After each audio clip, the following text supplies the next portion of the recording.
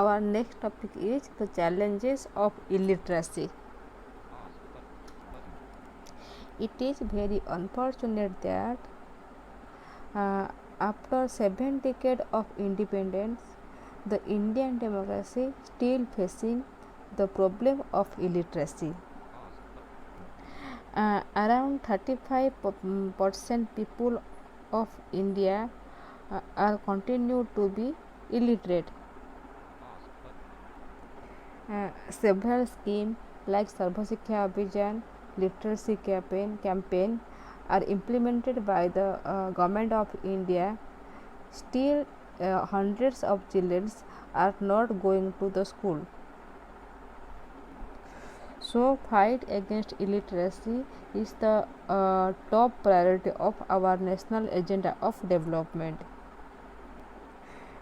For elimination of illiteracy, our constitution also takes several steps like Article 21A fundamental right. It is the fundamental rights of all children to right to education between 6 to 14 age. Likewise, Article 46 Directive Principal State Policy.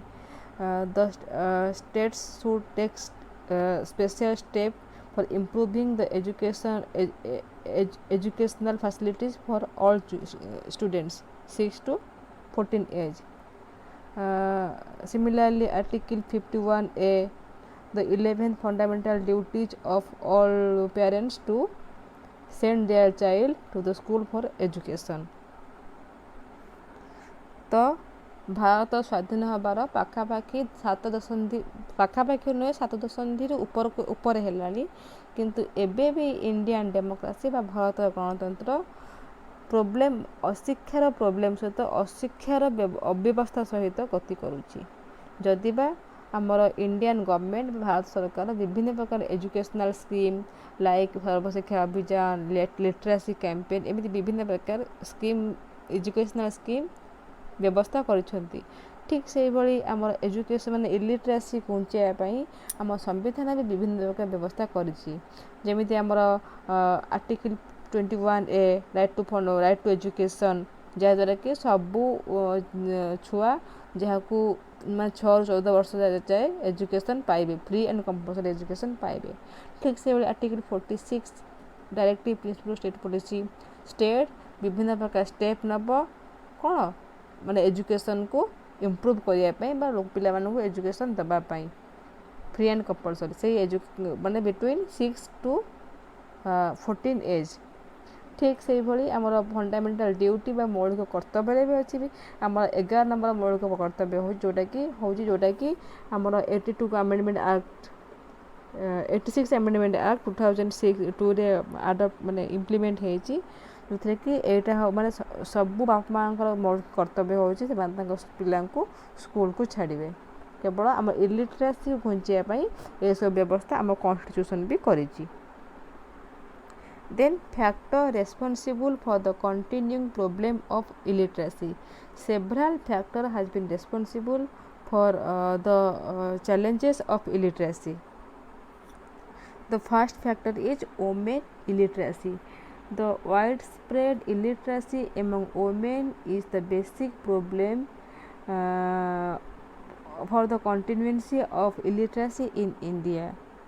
Women ମାନେ ନାରୀ ଅଶିକ୍ଷା ବା ନାରୀ ଶିକ୍ଷା develop ମାନେ ନାରୀ ଶିକ୍ଷା ନାହିଁ, ଯେହେତୁ ନାରୀମାନଙ୍କ ଭିତରେ ଇଣ୍ଡିଆନ୍ ମାନେ ଓମେନ୍ ମାନଙ୍କ ଭିତରେ ଲିଟରାସି ରେଟ୍ ବଢ଼ୁନି, ମାନେ ପ୍ରତି ଫ୍ୟାମିଲିରେ ଓମେନ୍ ମାନଙ୍କୁ ଗୋଟେ ସେକ୍ରେଟାରୀ ପୋଜିସନ୍ ଦିଆଯାଉଛି। ଫାଷ୍ଟ ମେଲ୍ ଚାଇଲ୍ଡର ପାଠପଢ଼ା ଦେଖାଯାଉଛି, ତାପରେ ଫିମେଲ୍ ଚାଇଲ୍ଡର ପାଠପଢ଼ା କଥା ମାନେ ଭାବାଯାଉଛି। ଯେହେତୁ ଓମେନ୍ ମାନଙ୍କ ଭିତରେ ଗୋଟେ ମାନେ ୱାଇଡ୍ ସ୍ପ୍ରେଡ୍ ଇଲିଟ୍ରାସି କଣ୍ଟିନ୍ୟୁ କରୁଛି, that is the major problem in the way of democracy. Second, poverty.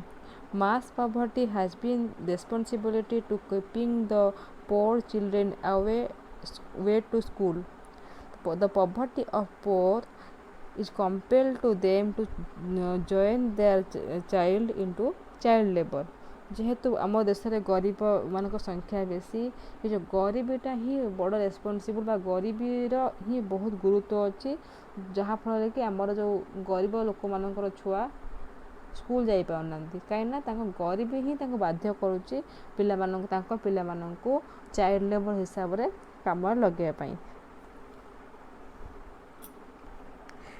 Third population explosion growth of population also same responsibility has also same responsibility for growth of poverty growth of illiteracy lack of school and infrastructure also infrastructure and population growth also take a major source for the maintenance of poverty illiteracy in India जेहेतु आम population अधिक अच्छा लोक India गोटे second populous state of the world तो जेहेतु population growth ही गोटे बड़ problem for the growth of illiteracy population अधिक एपटे स्कूल कॉलेज आमर कम आउ स्टाफ इंफ्रास्ट्रक्चर भी नहीं स्कूल कॉलेज थे भी पढ़ाई लोक ना जहाँफल आउ सब अव्यवस्था अच्छी जहाँफल आम इलिटरेसी रेटा बढ़ी जाऊँगी due to the growth of population. Fourth, weak implementation of educational policy and lack of resources. The government has not really been able to secure the policy designed to check the illiteracy. Lack of fund, red tapeism, bureaucratic approach, lack of clear-cut direction, and failure to punish the person has been responsible for the failure on educational front. Consequently, the Indian democracy has been faced the challenges problem of illiteracy. Then effect of illiteracy on Indian democracy. First, lack of enlightened citizenship. Presence of a large number of illiterate persons is a basic problem behind the lack of enlightened citizenship who can run the democracy in an efficient way. जेहेतु आम एनलाइटेड citizenship नहांती बा सचेतन नागरिक अभाव कौन पाई due to presence of a number of illiterate person जेहेतु आम society अशिक्षार मान अशिक्षित मानकर माने कौन संख्या अधिक लिटरेट मान संख्या कम से ही एनलाइटेड सिटीजनशिप बा सचेतन नागरिक सृष्टि हो पाना केवल सचेतन नागरिक माने ही आम एडमिनिस्ट्रेशन को आम डेमोक्रेटिक सिस्टम को आग को नहीं पारिबे। Second, low level of popular participation in politics.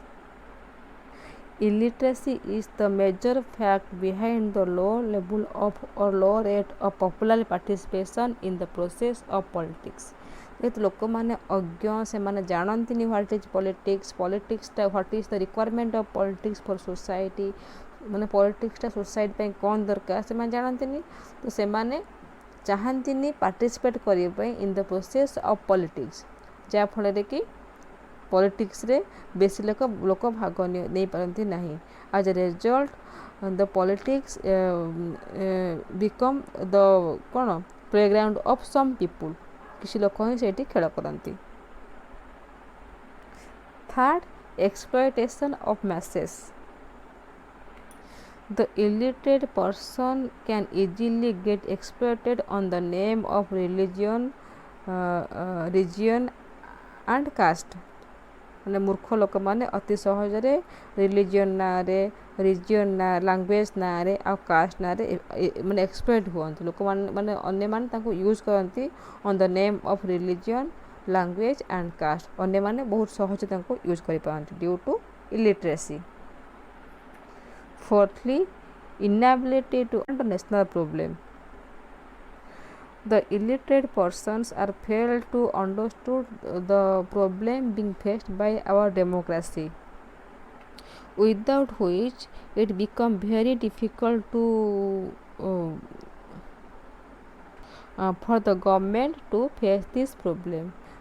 Illiterate person बा मूर्ख लोक मैंने आम नेशनल प्रोब्लेम बा डेमोक्रेसी को प्रोब्लेम फेस कर बुझापी से सक्षम न था बुझीपारती ना जहाँफल कि तंकरी भूल पाई आम गवर्नमेंट को भी प्रोब्लेम फेस करे से प्रोब्लेम को सॉल्व करने फॉर एग्जांपल आम जब एबर एग्जांपल ने कोरोना एटा गोटे पैंडेमिक सबुआड़े स्प्रेड कर बहुत जोर स्प्रेड किंतु किसी लोक अच्छे जो मैंने कि जो गवर्नमेंट जो रूल रेगुलेशन कर लॉकडाउन शटडाउन बा सोशल डिस्टेंसिंग ये सब कहीं किसी लोक जो मैंने कौन इलिटरेट से मैंने बुझुना तो सब दिन न्यूज देखुव केते लोक मैंने केते आशाकर्मी मैंने केते हेल्थ वर्कर मानू आटाक कर सब गाँ मानक कारण से अज्ञ से भावुं एमाने भूल कम करमको नहीं रखिदे कौटी गोटे यहाँ गोटे बड़ प्रोब्लेम से भावुं से माने कोरोना केते प्रोब्लेमेटिक से कथा बुझुना से भावुं एमाने ही गवर्नमेंट ही भूल करुच्ची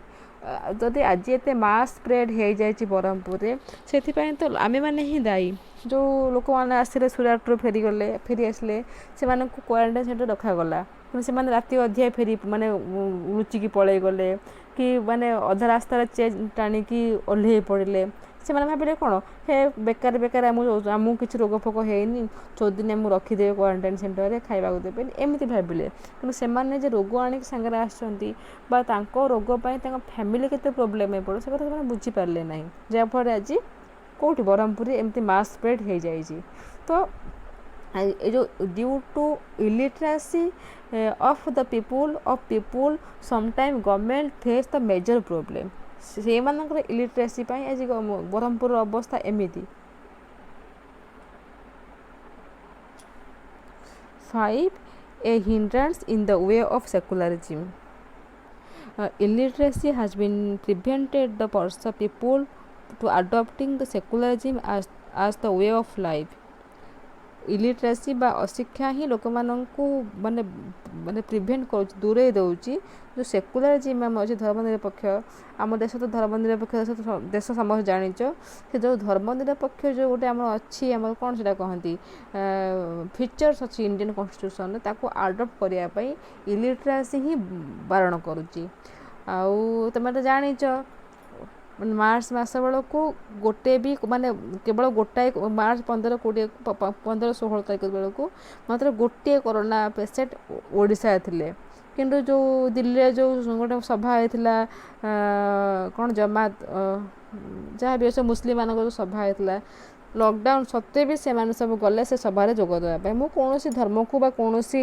जाति को ये करूनी ये ब्लेम करूनी गोटे एग्जांपल दूसरी से फेरला ओडिशा रे कोरोना संख्या बढ़ीगला तो से माने कौन से भाविले से जे एबे गोटे महामारी व्यापी आम जीवानी से सभा को केवल निजर धर्म पर विश्वास सेकुलरिज्म को ग्रहण न करिकी निज जो गोटे अच्छी आमर कौन ता कह जाए नैष्ठिकता ताकू ये करिकी निज धर्म को विश्वास कर से माने कले जहाँफल से तो कष्ट पाइले फैमिली अन्य माने भी कष्ट पाइले तो जिते मार्च मसरे मार्च 15 बेलू मात्र गोटे डिटेक्ट होता से सभा सरला दिल्ली जो सभा होता से सरला तार संख्या केते बढ़ीगला 30-40 हो गला तो यहाँ कौन that is the breakdown of secularism ना जिते रोग गोटे होमको गोटे महामारी व्यापी से आमको government we should be cooperate to government तो गवर्नमेंट को कोऑपरेट न करी गवर्नमेंट नियम को न माने जदि आम एमती निजर धर्म विश्वास को बजाय रखापी आम माने भूल काम करवा फल तो भोगवा ना तो ड्यू टू इलिटरेसी ये प्रोब्लेम होची आम माने केवल लिटरेसी माने नुहे सर्टिफिकेट रे पीएचडी डिलीट करवा से कथा नुहे लिटरेसी होची एक्चुअली गोटे बेसिक नॉलेज पाइबा रिगार्डिंग द एजुकेशन एटा होची प्रोब्लेम हमको बेसिक एजुकेशन दरकार Number 6 source of political corruption sale of vote inability to make a proper use of right to vote and other political right lack of interest to public affair and inability to understand the need of political reform are all the products of illiteracy. Source of political corruption आम जो vote sale purchase होची जड़े जब vote को बिकी दौची किसी पैसा कौन से पार्टी को माने इलेक्शन पूर्व से पार्टी जाऊँगी मुझे टଙ୍କା दूसरी मत भोट दे जो बिकी दौची बा inability to make the proper use of right to vote आम जब प्रॉपर यूज करें राइट टू भोट हो गोटे सिक्रेट राइट गोटे प्राइवेट राइट या विषय क्या किसी कहवा दरकार नहीं बा कहीं माने आम क्या भोट देवा ए विषय कौन डिस्कसन करा ठीक नुहे ये माने सिक्रेट राइट ये गोटे प्राइवेट राइट बा use of other political right एम यूज करें माने आमर प्रॉपर कौन इने आमर सोशल प्रोब्लेम को बुझीपारे ये सब कौन हो due to the presence of illiteracy जदि जेहेतु आम इलिटरेट आम एगुड़ा सब बुझीपारे आम कि पैसा आमर गोटे पर्सनालिटी को बिकी दौचे bye vote. 7 leads to the election to be the less able representative. Lack of proper participation in the process of election from the part of the poor and illiterate person enable some undesired person to get elected as the representative of people. जेहेतु सब माने लोक माने properly participate करूना in the process of election particularly poor and illiterate person poor illiterate जहाँ जहाँ आम देखा जब भुवनेश्वर भोटिंग रेशियो देखा भुवनेश्वर मात्र 30-40% लोक मैंने भोट दियंती जानी भुवनेश्वर लोक मैंने पोर कि इलिटरेट से कथा कहीपर तेणु भुवनेश्वर कथा नुहे जिते सिटी देखिए मत लगे गाँ मान लोक मैंने बेसी भोट दियंती टाउन मान दियंती ना पर्टिकुलरली आम जो चाकरिया लोक अच्छे से एम्प्लॉयड लोक से ही दियंती तो मुझे कहीपरि एक्चुअली किए ये इलिटरेट आ किए ये पोर एक्चुअली भुवनेश्वर कटक कि बड़ बड़ सिटीर बाबू मैंने सब पोर कि इलिटरेट मुझे कहीपरि से कथा से भोट दियंती एमती प्रीवियस इलेक्शन रे मात्र 35% बोधे माने भुवनेश्वर लोक मैंने भोट देते से माने स्मार्ट सिटी लोक बहुत स्मार्ट ना से भोट दियंती जहाँ भी हो माने in theory there is a big gap between theory and practice आम थ्योरी जहाँ लिखा है से पढ़ा प्रैक्टिस आड़ को जीवा ना कहीं आम कम थ्योरी पढ़ा ये तो जिते तुम रिसर्च कर एमफिल पीएचडी से तुम माने प्रैक्टिकल जिन जान जहाँ भी हो जेहेतु माने पोर आउ इलिटरेट पर्सन पॉलिटिकल प्रोसेस रे भाग नियंतनी जोटा हेल्प करे कहा को अयोग्य लोक मान अनडिजायर लोक मान को हेल्प करे to be elected as the representative the people लोक प्रतिनिधि हिसाब से माने इलेक्ट हुअंती. Number 8 illiteracy leads to poverty which is again lead illiteracy. Illiteracy is a source of poverty and again poverty is an important source of illiteracy. Together they leads the political criminalization and corruption in social, economic, political life of the people. A role of money power in politics has been direct result of illiteracy and poverty. Illiteracy leads to poverty, poverty leads to illiteracy.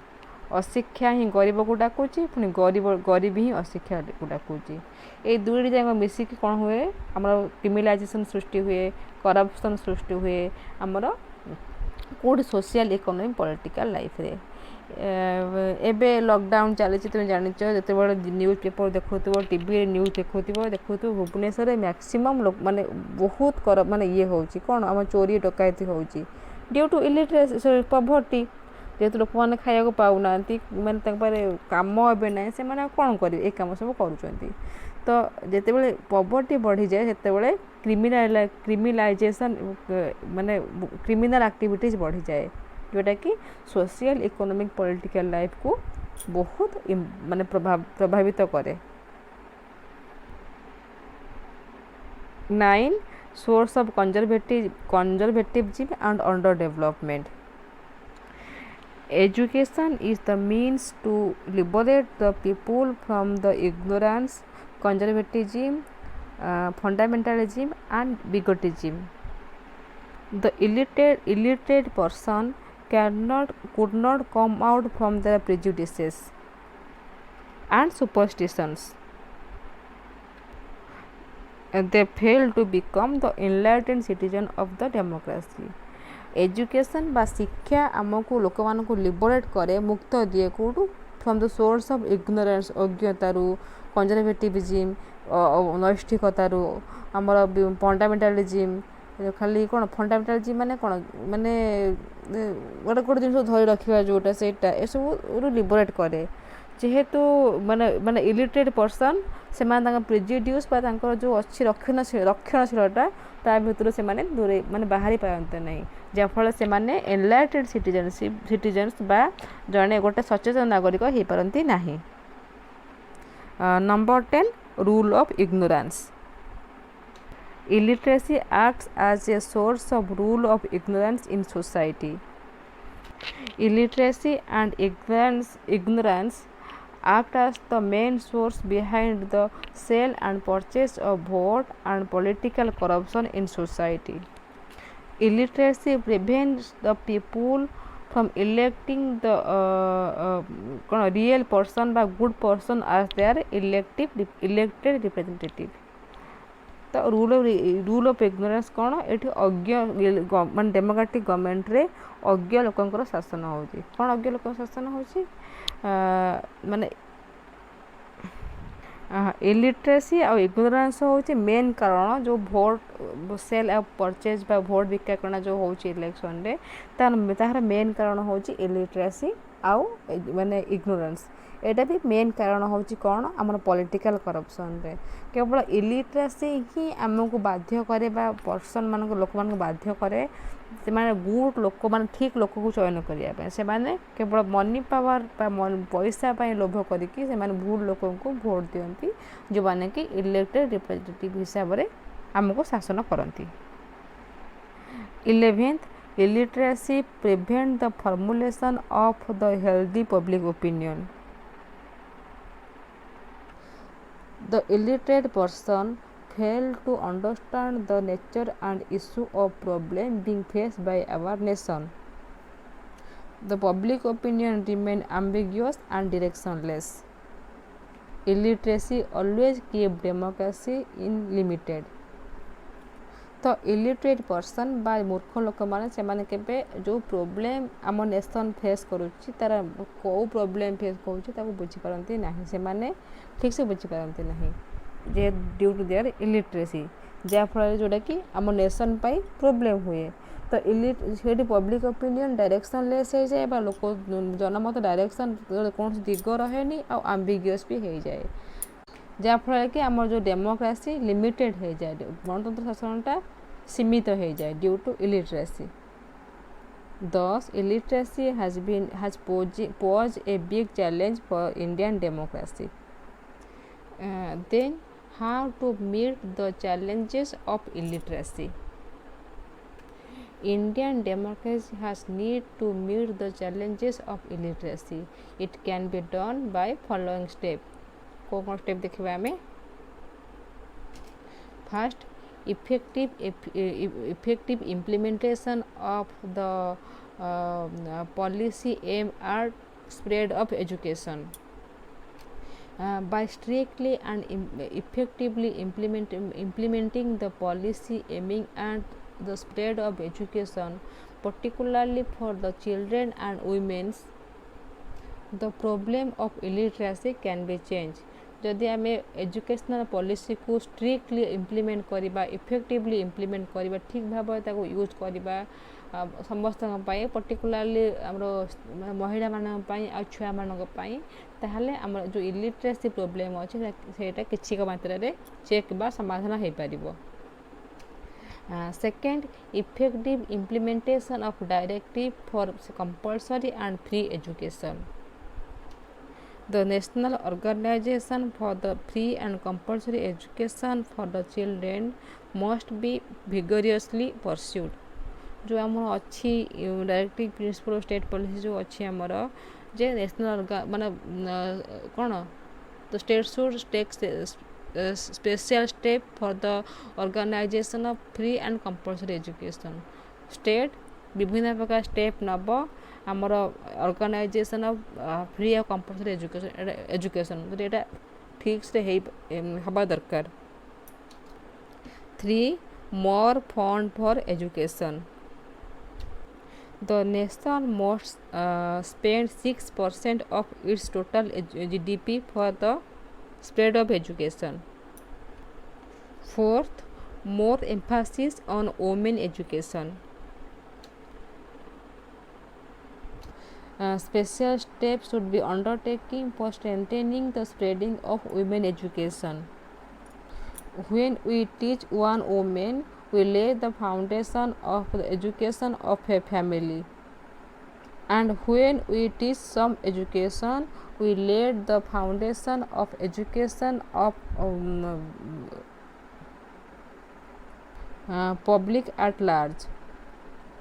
तो women education बा नारी शिक्षार प्रचारण पाई विभिन्न प्रकार movement बा माने सब movement गुड़ा को बढ़ेवा दरकार कहीं ना जदि आम जन को पाठ पढ़ू गोटे स्त्री लोक पाठ पढ़ाऊे ताले गोटे फैमिली को आम पाठ पढ़ी पारुचे और जब किसी स्त्री लोक को पाठ पढ़ीदेवा किसी महिला को आम शिक्षित करवा गोटे सोसाइटी शिक्षित हो women education is necessary for the development of our society development पाई वुमेन एजुकेशन निहाती दरकार.